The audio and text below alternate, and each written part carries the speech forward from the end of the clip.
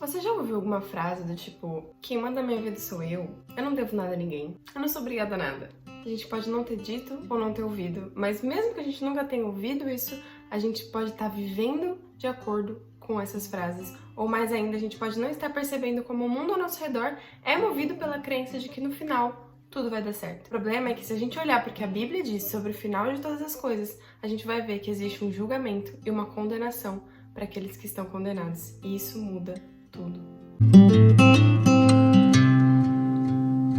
Oi gente, bem-vindos de volta ao canal, bem-vindos a mais um vídeo. Se você é novo por aqui, seja bem-vindo. E hoje o assunto do vídeo é bem urgente, eu queria ir direto para ele. E o que me inspirou a falar sobre isso é um versículo que eu amo muito, que tá no Salmo 58, 11. E o versículo fala assim: então se dirá, na verdade, há recompensa para os justos. De fato, há um Deus que julga na terra. Esse texto fala sobre a realidade do julgamento contra os ímpios, né? Ali no começo, no Salmo 58, na verdade o título dele é o castigo dos ímpios, mas ele começa a descrever aqueles que tomam decisões injustas e aqueles que se desviam do caminho, como eles vão ser julgados. Então ele termina com essa frase dizendo que há recompensa para o justo, porque o Senhor julga na terra. Esse versículo 11 traz a verdade que o mundo não quer ouvir. Se a gente olhar para o nosso redor, as coisas acontecem de uma forma que negam totalmente esse versículo, e a gente vai olhar então ele em duas partes. Primeiro, pensando que há recompensa para os justos. O que acontece quando você, cristão, se você é cristão e está assistindo esse vídeo, luta para viver em santidade, para abandonar os seus pecados, para se abster de bebedeiras e sexo antes do casamento e palavras vãs e se abster da mentira e praticar o bem e servir mesmo quando você é desprezado pelas pessoas e se manter alegre no meio das dificuldades, esquecer tudo isso que a Bíblia nos ordena fazer quando a gente tenta fazer essas coisas. Qual é a reação normal? Não é que a gente tá perdendo tempo ou que é besteira se preocupar com uma coisa dessas, que no final não interessa, você precisa aproveitar a sua vida, você é novo, por que você tá fazendo esse tipo de coisa? Por quê? Porque pro mundo não há recompensa para o justo. Quem é justo, na verdade, é um besta que não tá aproveitando bem a sua vida e que no final não vai ter feito diferença, porque na visão do mundo não há um Deus que julga na terra. É só você voltar pro início, né? Se você crê na criação do mundo por um Deus que é o designer do mundo e ele criou tudo com um propósito, então você deve prestar contas a alguém. Agora, se você crê que o mundo foi uma explosão e que, enfim, a sua vida não é mais importante do que uma planta, do que, enfim, uma árvore e um cachorro, então, para que você vai se esforçar em obedecer um Deus, né, que tá acima de todas as coisas? Então, essa é a ideia principal. Há um Deus que julga na terra. É por isso que há recompensa para o justo e é por isso que há um julgamento para o ímpio. Então, esse é o centro, né? A gente não pode fugir dessa verdade. Então, se de um lado o mundo diz que não há recompensa para o justo, o texto, Salmo 58, 11, claro, toda a Bíblia, mas esse texto específico vai falar: há recompensa para o justo. E mesmo que demore para chegar a nossa recompensa, ou mesmo que não seja nessa vida, né? Porque a gente pode sofrer a vida inteira, a gente pode ter um problema que vai durar até a nossa morte. E não há nenhuma garantia na palavra de Deus de que os seus problemas vão se resolver nesta vida. Eles podem se resolver porque Deus é muito misericordioso e muito gracioso e atende as nossas orações, sabe? Ele ouve as nossas orações e se for da vontade dele, ele vai nos livrar das coisas que ele deseja. Mas mesmo assim, mesmo que a nossa justiça não seja recompensada nessa vida, a gente tem a maior das recompensas, que é a eternidade. Então, há recompensa para o justo. A gente não pode negar isso. Porque se não houvesse nenhuma recompensa, sim, valeria a pena continuar no pecado, sabe? Porque de que vale eu obedecer e eu crer em Deus e eu entregar minha vida a Ele se não vai mudar nada? Mas a questão é que muda tudo. Ele nos deu a vida, né? Sem Ele nós temos só a morte. E só são esses dois caminhos possíveis, como a gente já tem falado aqui em outros vídeos, né? Só tem um caminho ou do sábio ou do ímpio. Então, ou você escolhe esse caminho, e claro que tem a ação do Espírito em nós, não somos nós, mas Ele nos escolhe e tudo mais. A gente pode falar disso em outro momento, mas a questão aqui é a recompensa para o justo. Então, se alguém te fala que não há recompensa, assim não faz sentido de você entregar a sua vida a Deus e viver totalmente para Ele, tá totalmente errado, porque há uma recompensa infinita, que é a vida. É a vida eterna, né? Mas, como eu disse, isso só fica mais claro quando a gente olha para a segunda parte, que é há um Deus que julga na terra. A verdade é que vai haver um julgamento e ninguém pode fugir disso. A palavra está cheia de referências quanto a isso, quanto ao dia do Senhor e principalmente em Apocalipse, quando a gente vê realmente esse dia chegando, mas não há como fugir do dia do Senhor, não há como fugir do julgamento. Você pode viver de uma forma em que você pensa que isso não vai chegar e que isso não existe, e aí tudo bem, você vive, você pode dizer quem cuida da minha vida sou eu, e não importa, eu não devo nada a ninguém, e você vive a sua maneira. Mas quando esse dia chegar, ninguém vai poder dizer que não sabia. Ninguém vai poder dizer que não foi avisado, porque o Senhor avisou repetidamente na sua palavra quanto a esse julgamento. E ele vai chegar, e o Senhor é justo, e ele virá julgar a terra, e todo joelho vai se dobrar, e toda língua vai confessar, seja porque ama o Senhor, seja porque rejeita, mas reconhece que ele é Deus. Então você tem essas duas opções, né, diante de você. No livro que eu mencionei, de Sproul, eu já falei dele aqui no vídeo sobre teologia, né, quem precisa de teologia, ele fala sobre essa questão do julgamento e da punição, né, de como isso são verdades que estão na Bíblia. Ele faz uma menção aqui a Kant, né, aquele filósofo, e sobre o senso de dever, né, e o Kant nos seus estudos, enfim, ele chegou à conclusão de que a gente tem um senso de dever, um senso de justiça dentro de nós. A gente tem um senso de certo e errado que nos impele a sermos éticos nas nossas ações, e para que isso acontecesse, Kant pensou, precisa existir uma justiça absoluta, né? De uma forma ou de outra, o certo precisa ser certo e o errado precisa ser errado. E aí ele chega à conclusão de que, bom, se nem sempre a justiça acontece, há inocentes que são injustiçados ou culpados que são inocentados, então deve haver um tipo de vida após a morte para que essa justiça aconteça. Ou seja, isso simplesmente uma conclusão filosófica, né? Nem tá falando de Bíblia aqui. Mas deve haver esse tempo de vida depois, porque senão a justiça não vai acontecer, né? A justiça não existe. E é interessante que o Sproul fala que numa das aulas dele, falando sobre isso, um dos alunos dele se converteu por causa dessa verdade de que, precisa ter um tipo de vida após a morte e vai ter um julgamento, sabe? E no final a justiça vai ser feita. Isso é só uma conclusão filosófica daquilo que as escrituras já falaram há muito tempo, que é Deus vai julgar a terra. Deus é o Criador, Ele criou todas as coisas com o seu propósito. Os que se rebelaram contra ele, ele vai julgar. E os que receberam a Cristo e foram salvos pelo sangue de Jesus, ele vai salvar. E ponto. Deus é justo, Deus é o juiz de toda a terra e ninguém vai sair impune diante dele. De Deus não se zomba, os seus olhos estão em todo lugar, ele está vendo todas as coisas. E é um grande engano a gente pensar que não vai pegar nada, não vai dar nada, porque no final das contas tudo vai acabar, a gente vai morrer, essa vida vai passar e não vai valer de nada a gente ter obedecido a um Deus que eu nem sei se existe. Agora eu não vou lembrar quem que disse isso, mas assim, você tem duas opções. Ou você acredita que Deus existe e acredita na sua revelação. E quando chegar no final, era tudo mentira, mas bom, pelo menos você viveu uma vida com um propósito, né? Que no final não valeu de nada. Ou você insiste de que Deus não existe, você vive a sua vida à sua maneira e no final você descobre que era tudo verdade. Só que já é tarde demais e você vai ser condenado a viver eternamente debaixo da ira de Deus. Então, essas são as duas opções, né?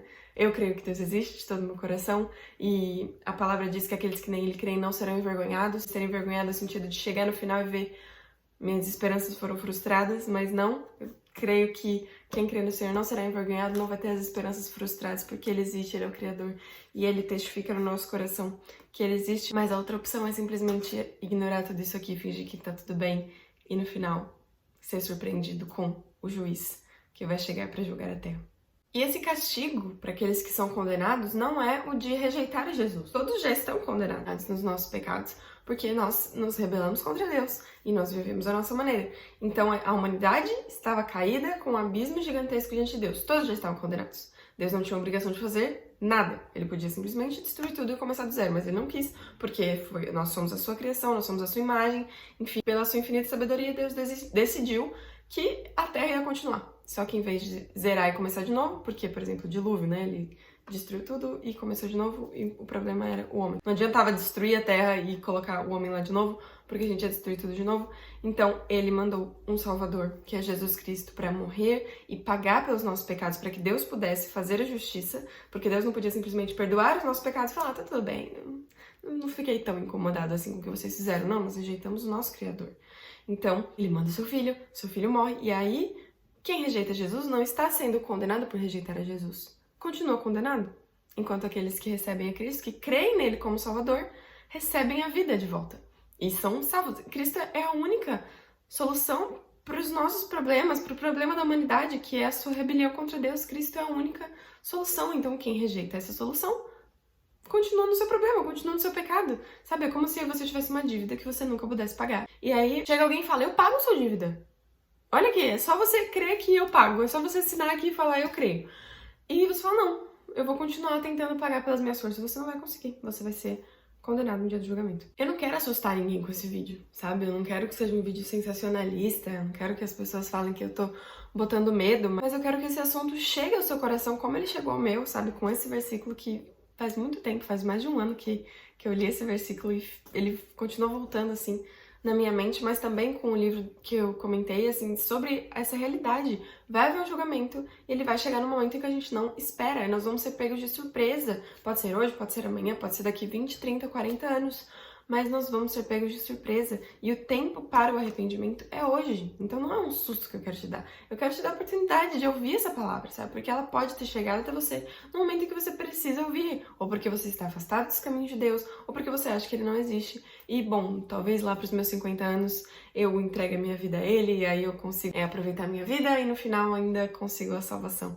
Mas a gente não sabe se a gente tem todo esse tempo. Por mais confortante que esse salmo seja, para os justos, né? Poxa, há recompensa para os justos, então é um conforto para nós. Para aqueles que creem e foram justificados pela obra de Jesus, é um conforto. Agora, é assustador para aqueles que não creem, para os ímpios, porque há um Deus que julga na terra, você tem que ter essa noção, essa realidade.